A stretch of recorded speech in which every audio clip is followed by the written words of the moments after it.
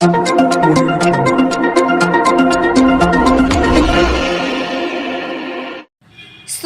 ફરી એકવાર ડમ્પર ચાલક યમરાજ બન્યો। ડિંડોલીમાં વહેલી સવારે અકસ્માતની ઘટના બની। સ્કૂલ જતા વિદ્યાર્થીને સાઈ પોઈન્ટથી નવાગામ જવા બ્રિજ પર અકસ્માત નડ્યો। બાઇક પર પિતા પુત્ર બંને સાથે જઈ રહ્યા હતા। ડમ્પર ચાલકે પાછલા ટાયરમાં અડફેટે લેતા વિદ્યાર્થીનું ઘટના સ્થળે જ મોત નીપજ્યું, જ્યારે પિતા તુકારામનું ચમત્કારિક બચાવ થયો। લિંબાયત નીલગિરી સાર્વજનિક સ્કૂલમાં અભ્યાસ કરતો હતો વિદ્યાર્થી 15 વર્ષીય સાહિલ ધોરણ 10માં અભ્યાસ કરતો હતો। ઘરનો ચિરાગ ગુમાવતા પરિવાર શોકમાં ગરકાવ।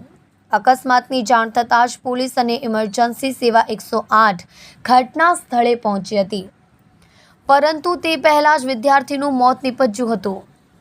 ડમ્પર ચાલકને સ્થાનિક લોકોએ પકડી પોલીસને હવાલે કર્યો।